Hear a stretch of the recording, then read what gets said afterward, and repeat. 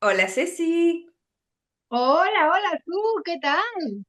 pues yo contentísima, feliz de volver a ver a nuestro queridísimo Dimitri después de un año casi que no nos veíamos, que él es biólogo y él es divulgador científico, él es ecuatoriano, es radicado en Barcelona y con él hablaremos acerca de su evaluación desde el punto de vista de ecologista y de preocupado por el medio ambiente acerca del impacto que tendrían estos incendios forestales que se han desatado en América del Sur.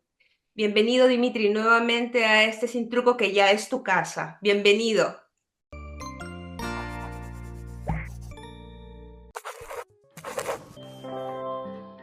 Muchas gracias, Susi. Muchas gracias, Su. Es un placer estar de nuevo aquí con ustedes. Partamos del inicio.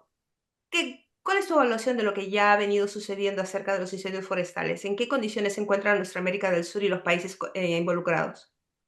Mira, casualmente hace poco en Movistar, creo que fue, hicieron un excelente documental.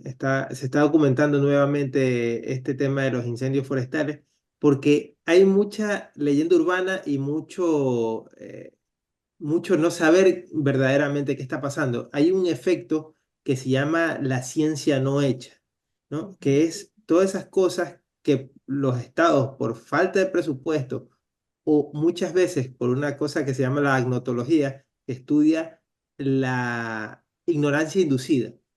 Se Mm, puede decir con estos dos factores, tanto la ignorancia inducida como la ciencia no hecha, o sea, lo que nos falta por investigar, por falta de presupuesto, por falta de ganas, por falta de que las universidades cada vez menosprecian a los científicos y, digamos, aprecian más otras cosas, mm, caemos en un vacío de ignorancia. ujú. Entonces, en los incendios forestales es una de las materias pendientes que tenemos que todavía queda mucho por analizar. Lo que sí sabemos hasta ahora es que de los incendios que uno puede ver y detectar, el 95%, según las Naciones Unidas, son provocados por la acción antrópica, por el hombre.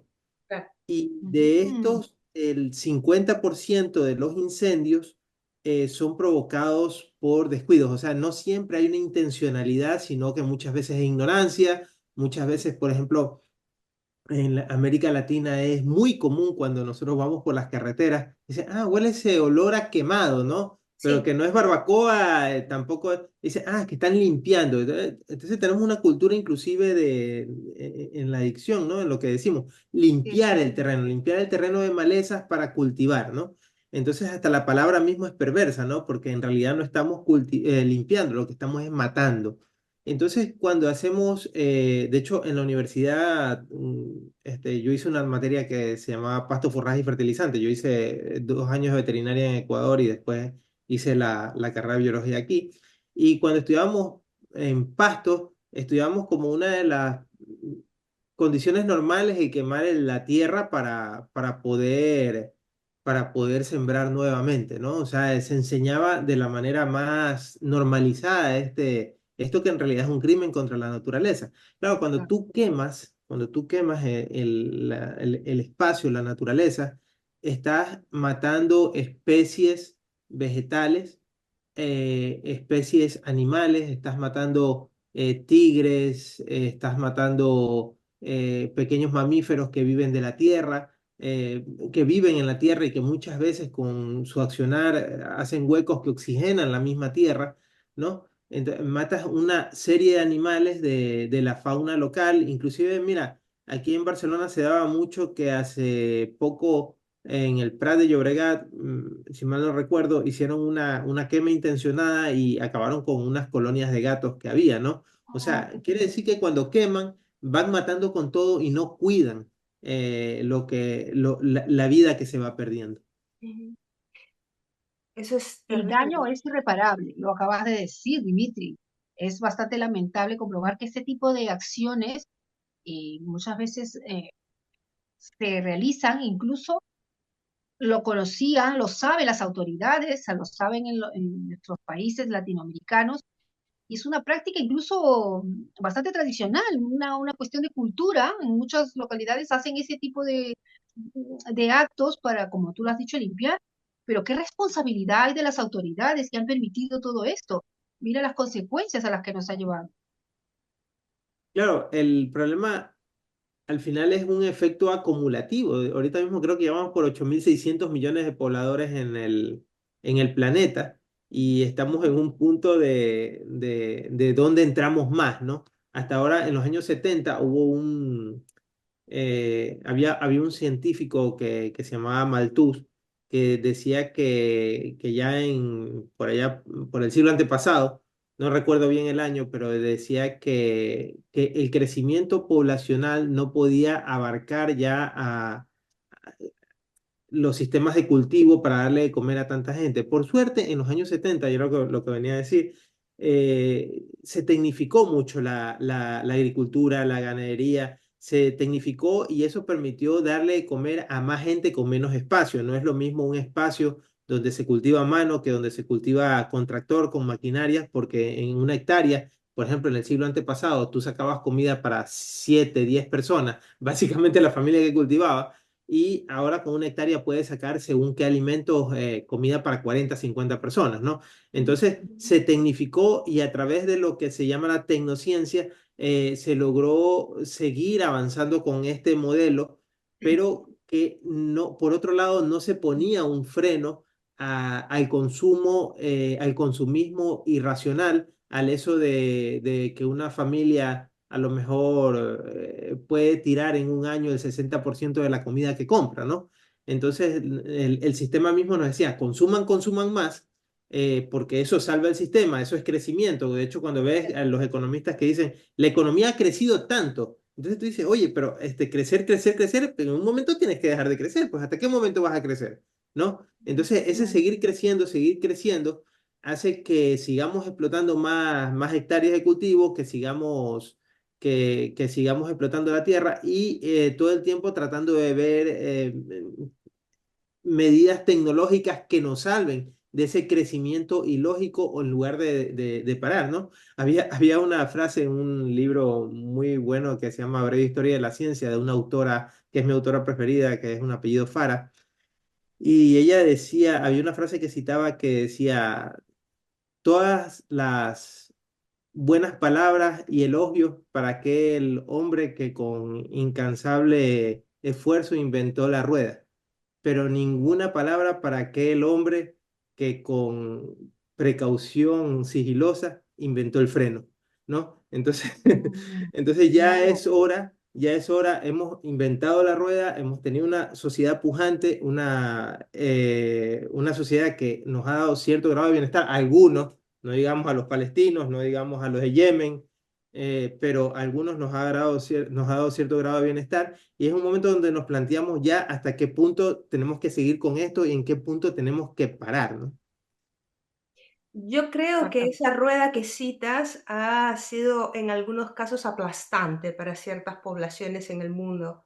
Y en definitiva, pues nos deja muchas preguntas, ¿no? Nos deja muchas, porque incluso desde el punto de vista ético, desde el punto de vista moral, hemos permitido dar valor a las cosas y no a las personas. Y esto pues está pagándose con una factura muy elevada y a un precio muy, muy caro, muy, muy caro. Estos incendios que se están realizando en Sudamérica, que hemos dicho que se producen por una parte por una suerte de tradición en el manejo de la tierra por parte de los campesinos, eh, es también, por eso se atribuye el tema intencional, ese porcentaje tan pequeño, tan mínimo que es de otra índole. A mí particularmente, por un lado, me llena de sospecha el hecho de que tantos países se hayan visto involucrados en tan poco tiempo, pero también entro en el raciocinio de saber que por precisamente la temporada del año que compartimos, entonces son usos y prácticas que se pueden atribuir precisamente a una tradición. Por lo tanto, ¿qué le queda ahora a los gobiernos hacer como respuesta para este tipo de emergencia? Ojo, que cuando digo la tradición de la quema, está hablando de un tipo de quema, decía, del 95% de los incendios que son producto de la cuestión antrópica, el 50% se sospecha que son provocados de mala manera. Ujú, Los otros, sí, sí, son irresponsabilidad del humano, quema tradicional, pero hay un alto porcentaje de incendios que se usan para quemar cultivos, para quemar bosques, para poder cultivar donde antes había bosque, para ayudar a la tala indiscriminada, como lo estamos viendo en el Amazonas, y entonces aquí entra el hecho delictivo. O por ejemplo, las exacto. mineras muchas veces para sabotear a una población lo que hacen es quemar el bosque alrededor porque sacan recursos, sacan madera, o sea, es un doble negocio. La minería contaminante también viene con la tala indiscriminada y a la vez el terreno que dejan después de someter en este caso, por ejemplo, a la selva amazónica, que es lo que más compartimos todos los países casi todos los países de Sudamérica. En este caso deja paso para ciertos cultivos que ya son que dan paso a la ganadería o, por ejemplo, la soja, ¿no? Entonces, la cosa es que seguimos sacrificando la naturaleza para darle este tributo al humano que parece insaciable en este caso. Y después, mira, por ejemplo, en el caso de Ecuador, ahora mismo tenía el dato por aquí, ha habido 3.178 incendios y tú sabes que Ecuador tiene 270.000 kilómetros cuadrados, o sea, no Sí, es sí, uno de sí. los países más pequeños de Sudamérica. Entonces, es verdaderamente abrumante la cantidad de incendios que ha habido el año pasado también, pero también estos incendios se han visto aumentados porque no es lo mismo provocar un incendio, por ejemplo, porque ahora está habiendo incendios en Ecuador inclusive como actos terroristas, ¿no? No es lo Wow, mismo provocar incendios en una época de lluvias que en una época seca. Y desde Cierto. hace un tiempo, por acción del cambio climático, comenzamos a vivir sequías cada vez más fuertes en Latinoamérica, lo que está causando el éxodo de muchas personas, que este año parece que se ha mezclado con el fenómeno de la niña, ¿no? Siempre tenemos el fenómeno del niño, que son las lluvias del niño, intensas, claro. que bañan toda bueno, la parte tropical del planeta. Y después, cada cierto tiempo, viene más o menos fuerte, viene lo que se llama la niña, que es un periodo de sequía. Entonces, justo hemos vivido esta sequía aumentada por ese calentamiento global que estamos viendo, por esa desertificación de las tierras, y esto es el cóctel perfecto, o sea, es fuego y glicerina, o sea, fuego y Claro, gasolina, ¿no? claro. Wow, increíble, Sí, increíble. sí.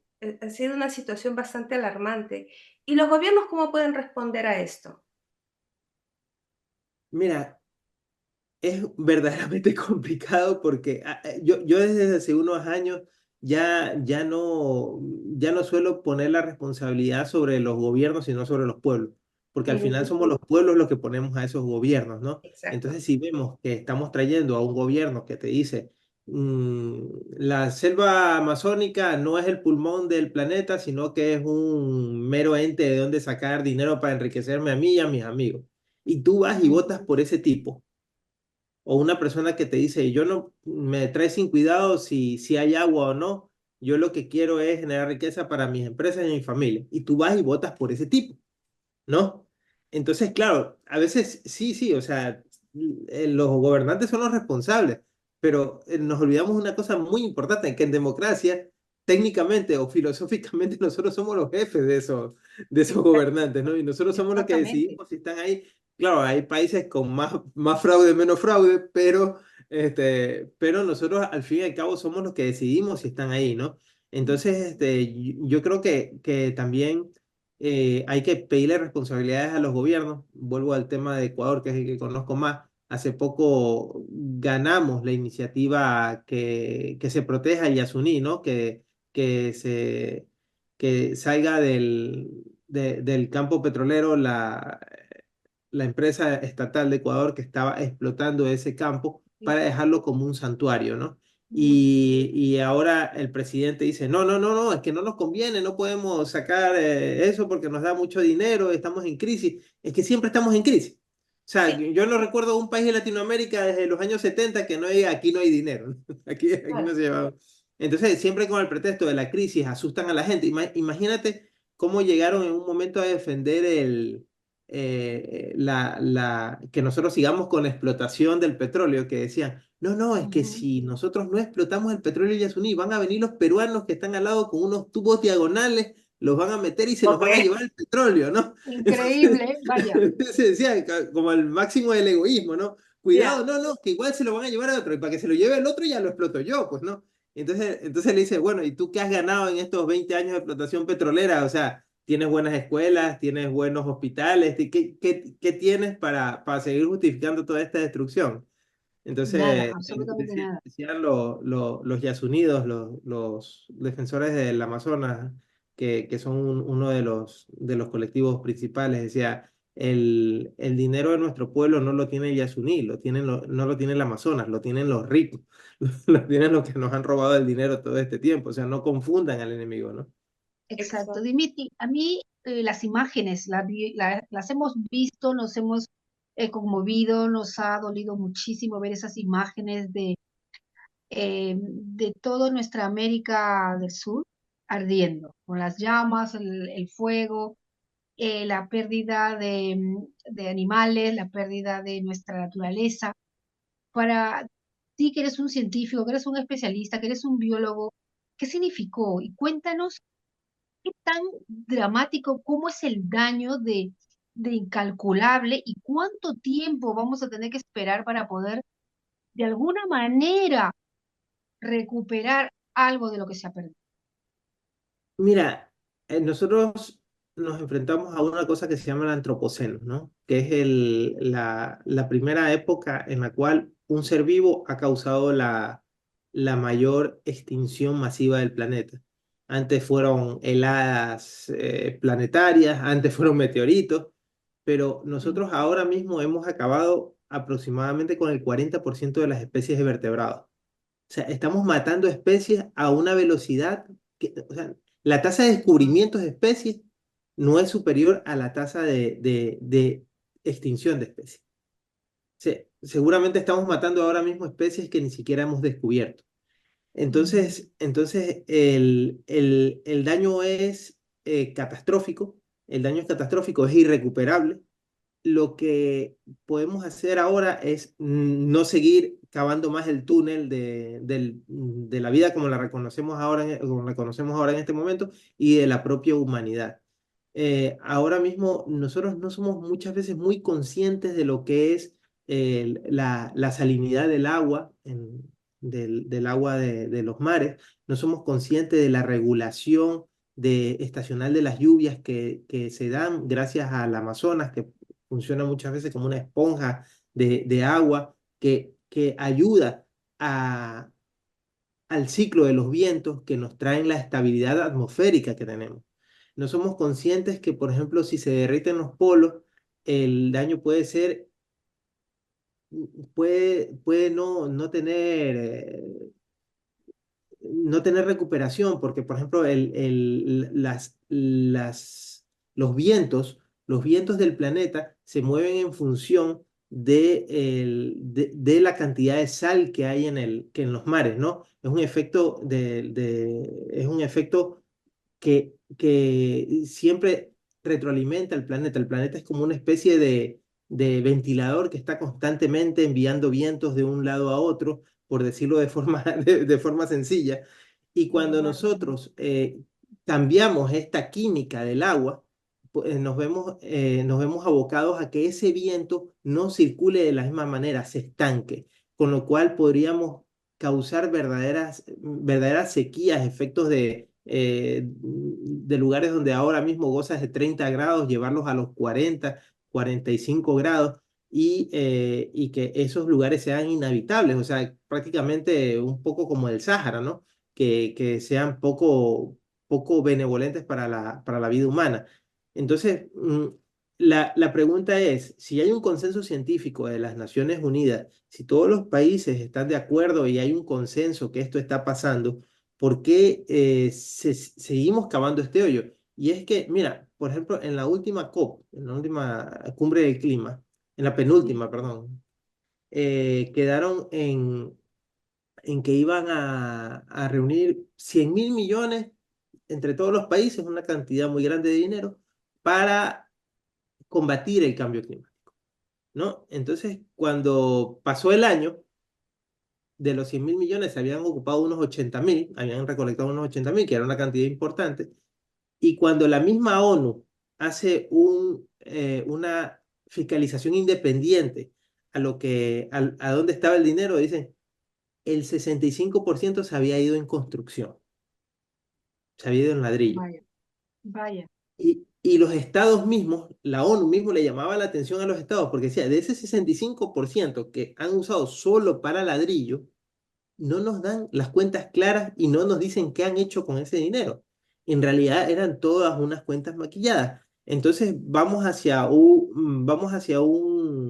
punto de no retorno. Ya estamos en el punto de no retorno, o sea, porque ya vemos los veranos calurosos. Mira, casualmente yo estuve el día sábado, estuve en el pantano de Sau, aquí en Cataluña, que es uno de las lagunas principales que le da electricidad y que le da agua a Barcelona. Mm, Ese pantano estaba unas 5 o 6 veces por debajo de su estado normal. Y es muy simbólico porque ese pantano tiene una iglesia que siempre quedó sumergida. Una sí. iglesia de piedra y esa construcción tan buena que tiene sumergida, no sé si 100 años debajo de la laguna o 50, no sé cuántos. Y ahora mismo no solo que se ve entera la iglesia, sino que se ve la iglesia entera y se ve la colina que está abajo de la iglesia. O sea, el Mm, pantano está en mínimo. Entonces, por ahí maravilla. también uno nunca sabe hasta qué punto el negocio es maldad y todo, porque nosotros ahora en Barcelona, por ejemplo, estamos pagando las tarifas eléctricas más caras de la historia. Y entonces había algún colectivo de ecologistas que denunciaba que decía que habían abierto la presa para que saliera agua, vaciar más el pantano y que esto provocara una subida del precio de la luz. Entonces, bueno, son denuncias que se hacen, pero tú no puedes saber Claro, muchas veces porque no estás in situ la intencionalidad de este problema. Esto provocará que en un momento, bueno, ya los estamos viendo, parte de la migración que viene del Sáhara, que viene de África, no son solo migrantes por pobreza. Y antes se decía, los globos en el saco de la pobreza. Es que son migrantes refugiados climáticos, ¿no? Y este problema va a seguir subiendo hacia el norte y va a seguir bajando hacia el sur y va a seguir provocando más refugiados climáticos. Por ejemplo, ahora mismo yo tengo amigos en la costa de Ecuador que han tenido que dejar sus tierras o dejar los cultivos que hacían porque ya no les sirve de nada porque no tienen agua para irrigar, ¿no? En la claro. parte de la costa de Ecuador, en Manabí. Entonces, no Guau, es que, Dimitri, no es que lo vamos a claro. ver en el futuro, o sea, ya está aquí el efecto Ya y lo todo, estamos viviendo, claro que sí, sí. Es muy complejo todo esto. Mira cómo Zoom, te das cuenta, hemos comenzado hablando del tema de los incendios y hemos luego llegado a este análisis con Dimitri. De verdad te agradecemos muchísimo, Dimitri, porque gracias a ustedes. tus conocimientos de verdad nos ayudan a comprender la situación, a comprender que es bastante difícil y muy preocupante lo que está pasando ahora mismo con nuestro planeta. Que no solamente lo que ha pasado en nuestra Amazonía, en nuestra América del Sur, es solo una muestra muy pequeñita de lo que está pasando en otros lugares del mundo. Sí. Sí, yo creo que sí. Y particularmente yo también te estoy muy agradecida, Dimitri, porque nos has permitido ampliar la visión acerca de lo que Exacto, sucedió exacto. y está sucediendo en Sudamérica. Y creo yo que podemos conservar la esperanza de que tal vez el Amazonas siga siendo considerado ese pulmón del mundo. Y atención al resto del planeta, porque el Amazonas también es importante para todos, no solamente Para para todos. nosotros que lo albergamos en nuestro continente. Mira, por ejemplo, ahora mismo hay en cuestiones que varias veces preguntó Susana sobre qué se puede hacer, es que tendríamos que hacer Wow. toda una tarde qué se puede hacer de medida ¿Qué se puede hacer pero realmente? mira, por ejemplo, ahora la Unión Europea ha hecho dos medidas buenas en las que estoy trabajando, que ojalá Estados Unidos, ojalá nuestros países también las hicieran. Ecuador, te digo, la consulta popular, los pueblos tratar de llevar a consulta popular la protección de la tierra. Yo sé que hay países que las consultas son más y menos posibles, ¿no? Ujú. Pero ahora mismo la Unión Europea dio un paso importante que es una ley sobre la tala de bosque, que es que necesitas tener el, el rastro, la trazabilidad de toda la madera que llega a Europa.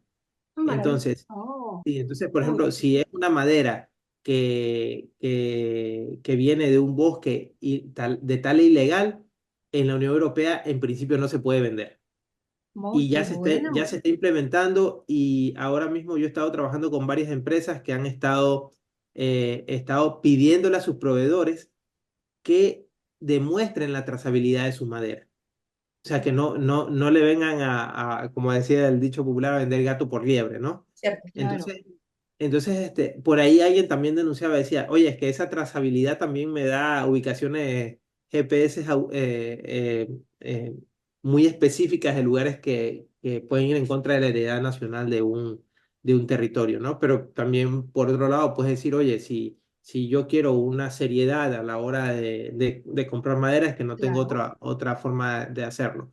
Y después también en el año pasado, el año anteaño pasado, entró una legislación europea que se hizo en el 2017 me parece, que era la prohibición de comprar aparatos producto de los minerales de sangre. ¿Qué quiere decir esto? Que hay el cobre, hay tierras raras, lo que le llaman, Ujú. ¿no? Sí, Que se están volviendo que se están volviendo más valiosas que el diamante porque sirven para conductores de los aparatos eléctricos. Muchas veces, Coltán. sí, el coltán, sí, sí, sí, muchas sí. veces hay la crisis de los microprocesadores Ujú. porque no encuentran o, por ejemplo el litio con el que se hacen las baterías, no hay el material suficiente para abastecer el mercado. Entonces, ¿qué están haciendo? Mucha gente saca materiales de minerías, de minas ilegales, esclavas en África, en Colombia, en Ecuador, en diferentes países. Ujú.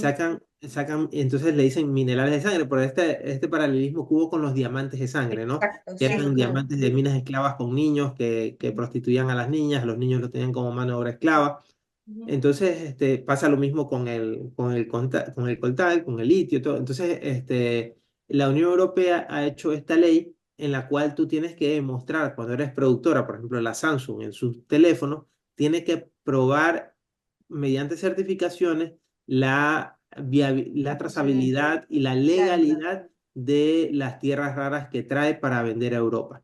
Entonces, por ejemplo, si nosotros, todos nosotros, desde los diferentes ayuntamientos, en los que vivimos comenzamos a exigirles a los políticos locales que no saben ni de qué va esta película, Ujú. comenzamos a exigirles que los ayuntamientos, por ejemplo, en los pueblos, la gente muchas veces no sabe que los ayuntamientos son los mayores compradores de suministros en ciertos pueblos, ¿no? En pueblos menores de 50.000, 60.000 habitantes, ¿no? Por ejemplo, en Barcelona hay muchas empresas grandes, no será Barcelona, Ajá. pero todo el inmobiliario, todo lo que necesitan las ciudades para funcionar, muchas veces los ayuntamientos son los mayores compradores. Entonces, por ejemplo, que si nosotros les pedimos a nuestros concejales, a nuestros políticos, que se pongan serios para que las leyes municipales pidan la trazabilidad de estos productos mediante certificaciones, será mucho más fácil poder controlar. O sea, los estados son gigantes, o sea, no hay inspectores, o sea, no pensemos que va a haber un Sí. inspector que va a ir y va a No, no, no, controlar, ya, ¿no? ya nos lo has dejado claro, Claro, que está en este, lo- nuestras manos también, ser un poco vigilantes y estar atentos a ese tipo de mecanismos raros, pero lo que me ha encantado que la legislación en la Comunidad Europea está siendo bastante minuciosa y bastante drástica. Y eso de verdad que es digno de aplaudir y ojalá que se repita y que ese tipo de medidas se tomen también en nuestra Latinoamérica, porque Exacto. Que se logre allí sí que emular. habría mucho que perseguir, mucho ojito que poner porque la manera de evadir las leyes, Ujú. de sacar la vuelta o mirar la letra pequeñita y cambiar las cosas, en eso yo creo que mucha habilidad hay en nuestros países.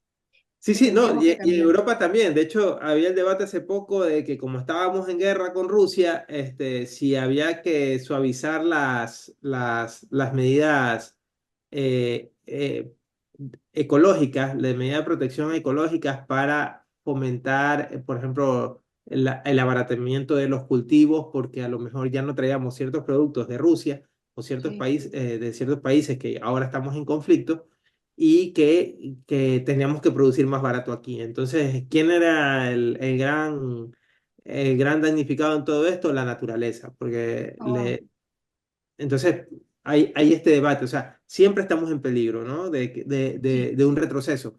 La extrema derecha negacionista del cambio climático, negacionista de... Y mira, o sea, uno puede, inclusive una persona puede ser negacionista del cambio climático, ¿no? Porque, sí. porque puede sacar estadísticas de todos lados y todo lo que tú quieras. Pero lo que no pueden negar nadie es que hasta ahora hemos acabado con casi el 50% de las especies en el planeta. Y eso no, o sea, la crisis de la extinción está siendo mucho mayor que la crisis climática propia. Y eso no lo puede negar nadie, en este momento no lo niega ni el más terraplanista. Ujú. Y Entonces, eso es lo que más nos duele, realmente. Eso es lo que más nos duele y nos conmueve, perder a La fauna, nuestra fauna. la fauna. Increíble, Su, de verdad. Es una cosa que de verdad nos emocionó, nos conmovió y definitivamente vamos a tener que seguir hablando de esto, Su. Es que es un tema bien Sí. importante y gracias a nuestro Dimitri que siempre está muy enterado, siempre está con las últimas informaciones, siempre está siguiendo informaciones y datos de aquí y de allá, y todo es un todo. Todo al final Exacto. llega a lo mismo. Pues Dimitri, de verdad, te estamos hiper agradecidas porque siempre nos concedes estas conversaciones que son tan interesantes y aprendemos tanto de ti. De verdad, bien por el Yasuní, gracias de verdad, gracias de verdad por este tiempo que nos has dedicado tan generosamente. gracias a ustedes por la invitación. O sea, si esta información, por más que exista, si no existen personas como Y no ustedes se divulga. que la Exacto. están emitiendo constantemente, o sea, quedaría en una anécdota, en un libro, en una universidad, en una biblioteca, y no tendría esa importancia transformadora o preservadora que tiene en este Sí. momento. Así que gracias a ustedes. No, gracias a ti. Y bueno, Gracias, Ceci, Dimitri. nosotras nos vemos el viernes. El viernes, por supuesto. Tenemos una cita aquí en nuestro programa. Perfecto. Beso para Que ambos, la abrazo pasen muy fuerte bien. y que sigan todo muy bien. A seguir luchando por nosotros hasta que el planeta se canse, nos mande otro virus y nos extingamos al final Exactamente, nosotros. así, Ya está. Se acabó el problema. exacto. A seguir cuidando nuestro planeta, a seguir Venga. cuidando con mucho cariño, con mucho amor. Venga, nos vemos el viernes. Sí. Chao.